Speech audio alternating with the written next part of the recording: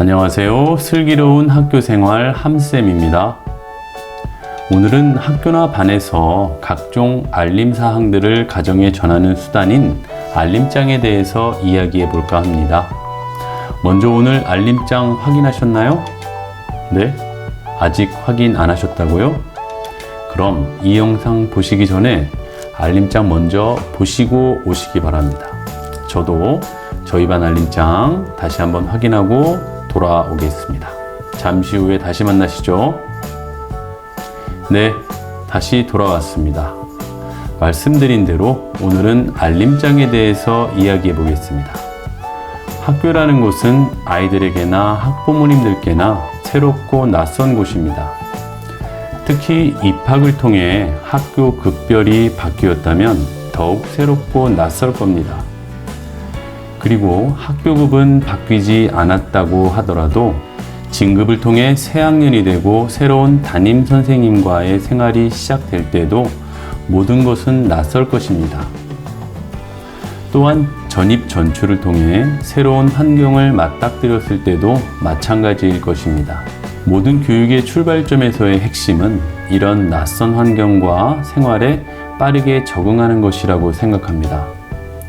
익숙함은 모든 것을 편안하게 합니다.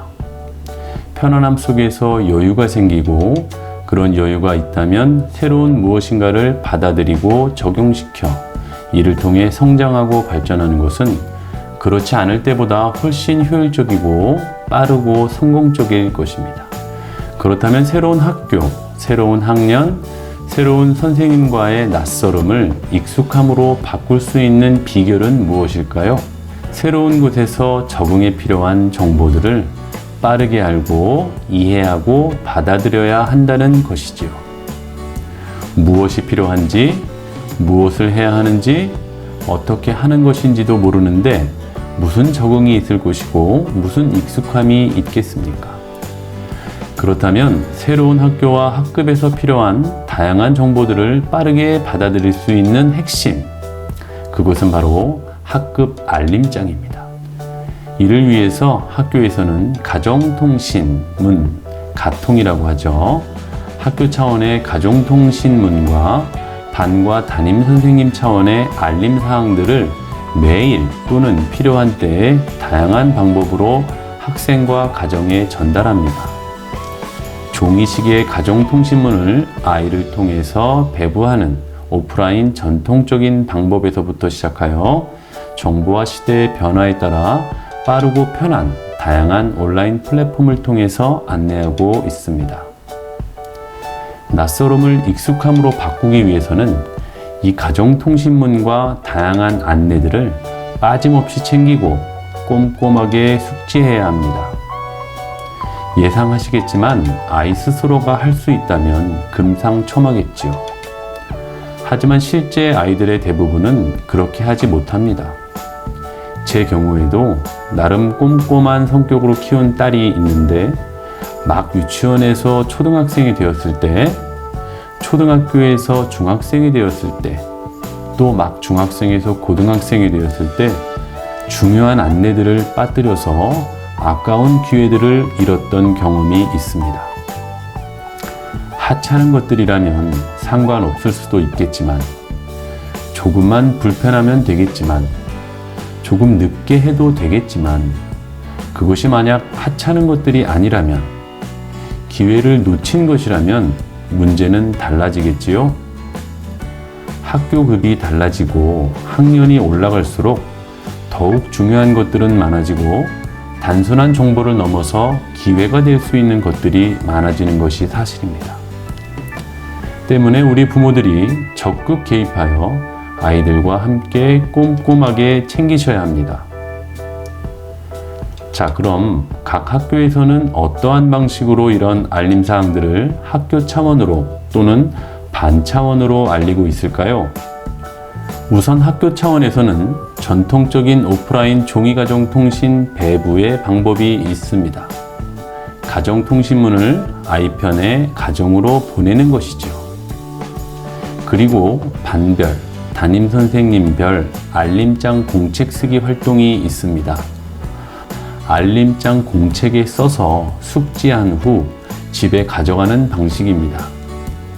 이것은 쓰기 활동의 연습이라는 교육적인 차원과 기본 생활 습관이라는 반복 훈련적인 요소도 포함되어 있는 것입니다.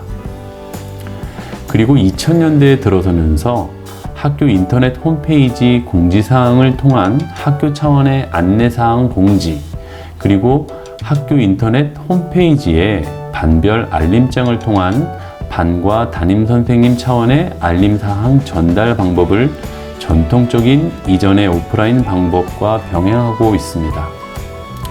최근 2010년대에 들어서면서 각종 스마트 디바이스의 보급과 함께 IT 기반 테크놀로지의 발전으로 SNS 및 다양한 온라인 공사설 교육 플랫폼, 그리고 공사설 스마트 공지 시스템들을 활용해서 더욱 새롭고 빠르고 편한 방법으로 알림 공지 및 소통을 하고 있습니다. 이런 새로운 플랫폼들은 단순한 가정통신이나 알림사항 안내와 전달이라는 기능 이외에도 비상연락망이나 각종 종이신청서 양식의 대체, 설문, 통계, 커뮤니티 기능까지 다양한 소통의 도구로 발전하여 활용되고 있습니다. 특히 발빠른 유료 사기업체들이 이 분야에 진출하면서 더욱 다양해지고 있는 현실입니다.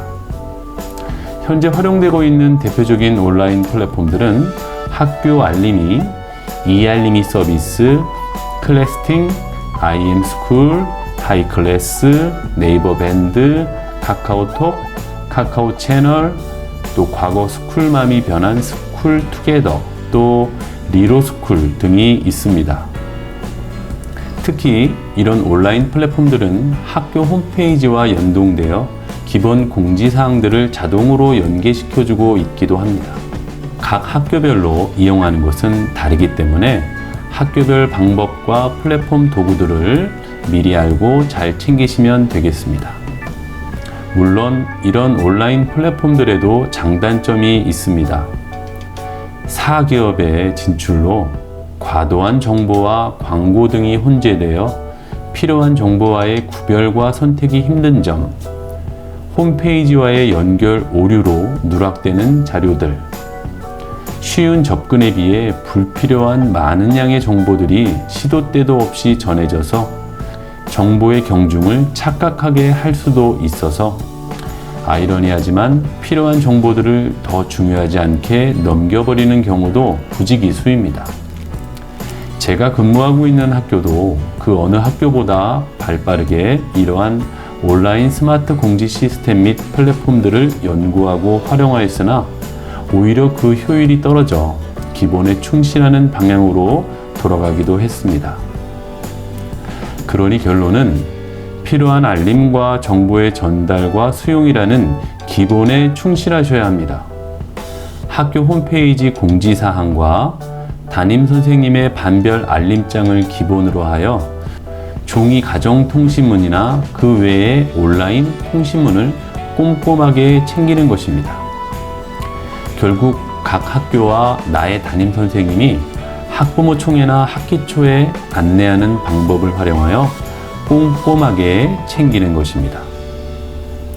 이것이 낯선 환경에 빠른 적응을 통한 성공하는 학교 생활의 출발점인 것입니다. 입학한 지 몇 주가 지났는데도 제출해야 할 기초 자료들을 제출하지 않고 숙제나 필요한 준비물들을 늘 빠뜨리고 내야 할 것들을 매번 늦게 내고 없고 내 아이 혼자만 못하고 있고 나중에 내가 필요할 때가 되어서야 어떻게 하는 것이냐고 학교에 묻는다면 학교와 선생님은 이미 오래전에 다 안내한 것들인데 하며 난감할 수 있습니다. 이런 상황에서 아이는 어떻겠습니까? 선생님은 매번 이거 가져왔냐고 물으시는데 모르고 있고 엄마가 챙겨주지 않으셨다고만 하고, 물론 선생님께서 교육적으로 대해 주시겠지만 이런 모습이 자꾸 반복되고 누적된다면 아이의 마음은 어떻겠습니까? 바쁘신 거 다 압니다. 그럴 수도 있습니다. 중요하게 생각하지 않으셨거나 정말 더 중요한 일들이 많기에 그럴 수도 있습니다. 하지만 이제 아이들의 새로운 생활도 못지않게 중요하고 아이가 컸으면 부모의 역할도 변해야 하는 것이라는 것을 잊지 마셔야 합니다. 아이가 더 빨리 스스로 할 수 있도록 지금 조금 힘들어도 도와주셔야 합니다. 성장 과정에 있는 모든 아이들이 그렇겠지만 초등학교 저학년 아이들일수록 스스로 챙긴다는 것은 더 쉽지 않겠지요. 습관이 되어야 하고 습관이 되기 위해서는 분명 불편한 과정과 시행착오도 필요합니다. 선천적으로 꼼꼼하지 못한 아이들은 더욱 그렇습니다. 때문에 부모님께서 적극적으로 개입하셔야 합니다. 아이가 하교하고 집에 돌아오면 부모님 퇴근 후 집에서 만나면 학교에서 뭐 해오라는 것 없니? 일단 물어보시고 일일이 매일매일 가정통신문은 없는지 물어보시고 잘 챙겨야 한다고 알려주시고 그것을 함께 보며 준비시키시면 됩니다. 스스로 하는 습관을 길러야 하는 아이들을 시시콜콜하게 다 참겨내야 하느냐 이런 반론이 있으시다면 다음과 같이 더 지혜로운 방법으로 아이들과 함께 하시라고 말씀드리고 싶습니다. 타이거맘, 인공위성맘이라는 말 들어보셨나요? 타이거맘은 예상하시겠지만 아이들 관리를 위해 모든 것을 다 아는 절대적인 위치에서 직접 다 해주고 다 챙겨주고 안 되면 혼도 내고 명령하는 방식의 엄마들을 일컫는 말입니다. 때에 따라서는 필요한 부분이기도 하지만 모든 면에서 이렇게 한다면 수동적인 아이들이 되겠지요. 자기주도적인 아이로 기르는데 교육 방법적으로 문제가 있다는 출발에서 나온 비유입니다. 인공위성맘이 되셔야 합니다. 인공위성 아시지요? 저 하늘 위에 인공위성이 지금 우리 눈에 보이나요? 그런데 저 위에서 계속 우리를 위해 지금 이 순간에도 인공위성은 일을 하고 있잖아요. 그것과 같은 개념입니다. 인공위성과 같은 위치와 역할이 되셔서 모든 것을 다 미리 파악하고 계신 후에 아이가 스스로 하는지를 눈여겨보시고 자꾸 힌트를 주셔서 스스로 하는 습관을 갖도록 도우며 인도해 주시면 되겠습니다. 이미 알림장 등을 다 파악하고 계신 후에 무심한 척 물어보십시오. 누구누구야, 내일 학교에 뭐 가져갈 거 있니? 선생님이 뭐 해오라고 하시지 않았어? 오늘 숙제 없어? 오늘 뭐 배부한 거 없으셨어? 집안일이나 다른 일을 하시면서 무심한 척 슬쩍 물어보십시오. 따지듯 채근하듯 물어보지 마시고 무심한 척 슬쩍 물어보십시오. 잊고 있는 아이에게 자꾸 힌트를 주십시오. 스스로 기억해서 떠올려서 실행할 수 있도록 말입니다. 그렇게 해서 아이가 아 맞다 하면서 그 일을 하기 시작한다면 무한 칭찬해 주시면서 스스로 하는 것의 중요함에 대해 이때부터 대화를 통한 교육적 훈육을 하시면 됩니다. 이러한 과정이 반복되면서 아이는 변하고 성장하는 것입니다. 부모의 노력이 필요합니다. 부모의 노력이 필요할 때입니다. 학교에서도 대부분의 선생님들이 이렇게 하고 계십니다. 과거 우리가 클 때처럼 타이거맘식의 선생님들 요즘 없습니다. 교육 전문가라고 하는 선생님들도 이렇게 하고 계시는데 부모님들은 어떻게 하셔야 할까요? 아이의 바람직한 성장을 위해 학교와 가정은 함께 가야 합니다. 아이의 건강하고 행복한 학교 생활이 되기 바라겠습니다. 오늘 영상은 여기까지입니다. 영상이 좋으셨거나 다음 영상이 궁금하시면 구독과 좋아요, 알림 설정 부탁드리며 채널에 있는 이전 영상들도 함께 보시기 바랍니다. 감사합니다.